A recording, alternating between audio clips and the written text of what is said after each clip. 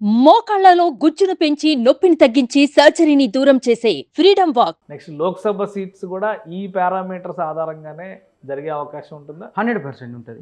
ఒక్కో దగ్గర alliance cross voting చర్చ ఎక్కువ జరిగింది కదా, క్రాస్ ఓటింగ్ ఉండొచ్చు కేంద్రంలో ప్రభుత్వం విషయంలో అనేటువంటి చర్చ జరిగింది. సో ఇండివిజువల్ గా పోటీ చేసినప్పుడు క్రాస్ ఓటింగ్ ఉండే అవకాశాలు ఉన్నాయి.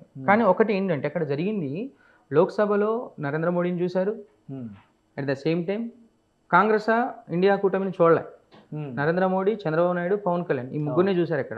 అక్కడ చూసినప్పుడు ఏంటంటే ఉన్న 25 పార్లమెంట్ సెగ్మెంట్స్లో లోక్సభలో ఒకసారి చూస్తే 17 నుంచి వస్తే 17 లేదా లాస్ట్ ఫిగర్ 18, ఇది దాటదు కూటమికి 17-18 స్థానాలు కూటమి గెలుచుకుంటుంది. సో 17-18 మీరు ఇచ్చిన లెక్క అంటే మొత్తం 25 సీట్లు ఉన్నాయి ఏపీలో.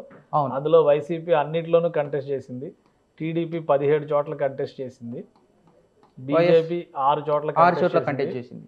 సో జనసేన 2 చోట్ల కంటెస్ట్ చేసింది.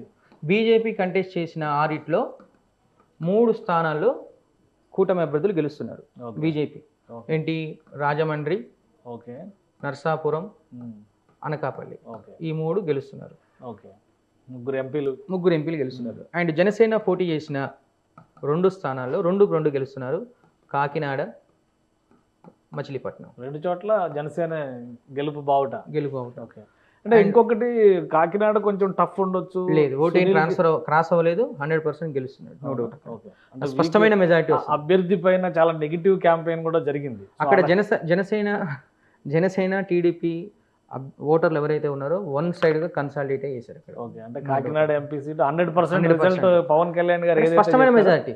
సో పవన్ కళ్యాణ్ ఏదైతే చెప్పారో 100% మనం 2 సీట్లు పోటీ చేసి 2 గెలవాలనేది ఇక్కడ ఇదవుతుంది. అవును. అండ్ ఇక టీడీపీ పోటీ చేసిన 17 స్థానాల్లో 12 స్థానాలు వీళ్ళు గెలుస్తున్నారు. ఓకే, 12 స్థానాల్లో ఓవరాల్గా 17-18 స్థానాల్లో వీళ్ళు గెలిచే అవకాశం. ఇక్కడ చూస్తే అరకు వైసీపీ ఖాతాలో పడుతుంది. ఓకే. అండ్ విజయనగరం ఒకటి ఫైట్ నడిచింది, బట్ ఇది కూటమి గెలిచే అవకాశం ఉంది స్పష్టంగా. ఓకే. విజయవాడ ఫైట్ నడిచింది కానీ ఇది టీడీపీ గెలిచే అవకాశం ఉంది. అండ్ నంద్యాల, ఓకే,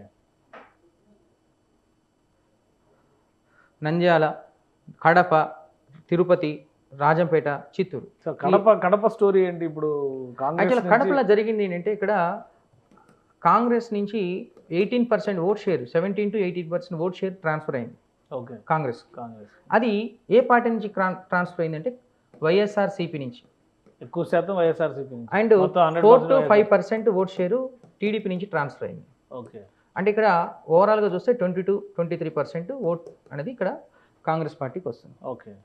ఒకవేళ వైఎస్ఆర్సీపీ పార్టీ బిలో 18% కాకుండా 20% క్రాస్ అయితే టీడీపీ అభ్యర్థి బయటపడతాడు. ఓకే.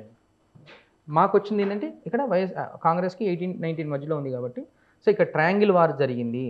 ట్రయాంగిల్ వార్లో వైఎస్ఆర్సీపీ పార్టీ వాళ్ళు ఎక్కువ ఓట్లు గెలుచుకుంటే, కానీ ఇక్కడ ఓట్లు ఎక్కువ చేయాల్సలే. ఓకే. కాబట్టి కాంగ్రెస్కి ఇచ్చింది. సో మిగతా రాయలసీమ అంతా వైసీపీకే క్లీన్గా కనిపిస్తుంది. చిత్తూరు వైసీపీ అన్నారు, ఓవరాల్గా తిరుపతి, రాజంపేట వైసీపీ అన్నారు, కడప వైసీపీ అన్నారు. సో నెల్లూరు ఒకటి అవకాశం ఉంది, అటు హిందూపురం, అనంతపురం కూటమికి వెళ్తుంది, కర్నూలు కూడా కూటమికి వెళ్తుంది. కర్నూలులో బీసీ ఫ్యాక్టర్ వర్కౌట్ అయింది.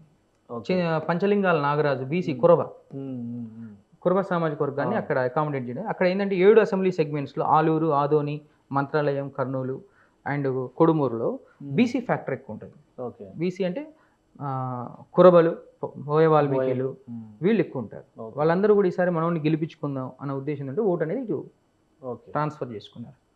సో అండ్ రెడ్డీస్ కూడా, అక్కడ ఉన్న రెడ్డి సామాజిక వర్గం కూడా కర్నూలులో నాగరాజుకు సపోర్ట్ చేసినట్టు క్లియర్ కనిపించింది. సో కర్నూలు మెజార్టీ భారీగా రాదు, తక్కువ మెజార్టీతో గెలుస్తుంది. సో మీరు ఇచ్చిన లెక్క ప్రకారం చూస్తే ఇక్కడ ఒంగోలు నుంచి మొదలు పెడితే మొత్తం almost Visakhapatnam, Vizianagaram tight fight. సరే అది ఏమైతే డిసైడ్ చేయాలి. మళ్ళీ అరకు వచ్చే వరకు మొత్తం కూటమి కంట్రోల్లోకి వెళ్ళిపోతుంది మేజర్ ఏరియా అంతా కూడా. ఇది ఇంకా ఫైనల్ అనుకోవచ్చా? ఎగ్జిట్ పోల్ ఇదే రకంగా ఉండడానికి ఎక్కువ ఛాన్సెస్ ఉంటాయి, ఇంకేమన్నా మార్పులు చేర్పులు ఉండే? 98-99% ఇదే ఉండదు నోట్. ఎందుకంటే మనం డిసెంబర్లో ఇచ్చిన రిపోర్ట్ మీరు చూసుకోవచ్చు, ప్రీ పోల్ చూసుకోవచ్చు, క్లియర్ కట్ పిక్చర్ అయితే ఉంది, నో డౌట్.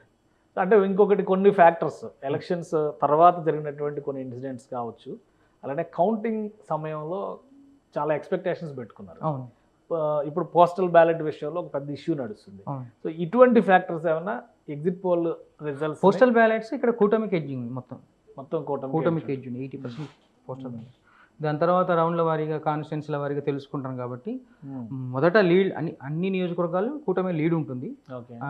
స్వల్పంగా ఏంటంటే ఇందాక మనం ఏదైతే నియోజకవర్గాలు లిస్ట్ ఇచ్చామో అంటే టీడీపీ గెలిచే ఎక్కువ స్థానాల్లో, కూటమి అభ్యర్థులు గెలిచే ఎక్కువ స్థానాల్లో, అంటే ఇప్పుడు మనం ఇచ్చిన 114, 125 స్థానాల్లో 1000 నుంచి 2000, 3000తో గెలిచేవి ఆల్మోస్ట్ ఒక 30 ఉన్నాయి. ఓకే. అంటే టైట్ ఫైట్తో గెలిచేటివి. మిగిలినన్నింటిలో కూడా మంచి మెజార్టీ, 10,000 పైచీలకు మెజార్టీ. 5,000 లోపు గెలిచేటే 30 కాన్స్టిట్యూన్సీ. మీరు పొద్దున్న రిజల్ట్ వచ్చినా కూడా చూడొచ్చు. ఓకే. సో కౌంటింగ్లో జరిగేటువంటి ఇష్యూస్ కానీ, ఈ పోస్ట్ పోల్ ఇష్యూస్ కానీ, అలానే రూల్ పొజిషన్స్ పరంగా రెండు పార్టీల మధ్య కోర్టులకు వెళ్తున్నారు కదా, అవును, ఇవేవి కూడా ఎఫెక్ట్ చేయవు. ఫైనల్గా ఎగ్జిట్ పోల్స్లో వచ్చినవి మ్యాక్సిమం అవే ఎగ్జాక్ట్ ఆల్రెడీ పోలింగ్ అయిపోయింది కదా, అది ఇంకా ఇవేమి పెద్ద మేనేజ్ పని చేస్తాయి. పోలింగ్ కౌంటింగ్ చేయడమే కదా. అంతే. పబ్లిక్ అయితే క్లియర్గా ఉన్నారు వన్ సైడ్గా, no doubt. Right. Thank you Mukesh garu, మీ అభిప్రాయాలు తెలియజేస్తున్నందుకు. ఇది ఓవరాల్గా ఎగ్జిట్ పోల్కి సంబంధించినటువంటి డేటా చాణక్య స్ట్రాటజీస్ సంస్థ ఇస్తుంది. చాలా క్లియర్గా కూటమి వైపు ప్రజల ఓటింగ్ జరిగింది, భారీ ఓటింగ్ కావచ్చు. అలానే గ్రామీణ ప్రాంతాల్లో కూడా ఒకే ఇంట్లో ఓటు స్ప్లిట్ అవ్వడం అనేది ఈసారి ఎలక్షన్లో ఆంధ్రప్రదేశ్లో గమనించినటువంటి కీలక అంశం అనేటువంటి మాట చాణక్య స్ట్రాటజీస్ సంస్థ చెబుతుంది. ఇది ఎగ్జిట్ పోల్స్కి సంబంధించినటువంటి డేటా. ఇది చాణక్య స్ట్రాటజీస్ సంస్థ గత కొంతకాలంగా ఆంధ్రప్రదేశ్తో పాటు జాతీయ స్థాయిలో జరిగేటువంటి అనేక ఎన్నికలకు సంబంధించినటువంటి డేటాని ఇస్తుంది.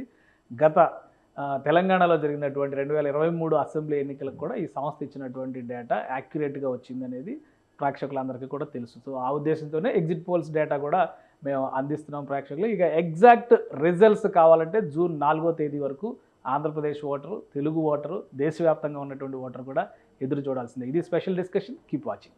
సుమన్ టీవీలో మీ పర్సనల్ అండ్ బిజినెస్ ప్రమోషన్స్ కోసం కింది నెంబర్కి కాంటాక్ట్ చేయండి. సుమన్ టీవీలో మీ పర్సనల్ అండ్ బిజినెస్ ప్రమోషన్స్ కోసం కింది నెంబర్కి కాంటాక్ట్ చేయండి.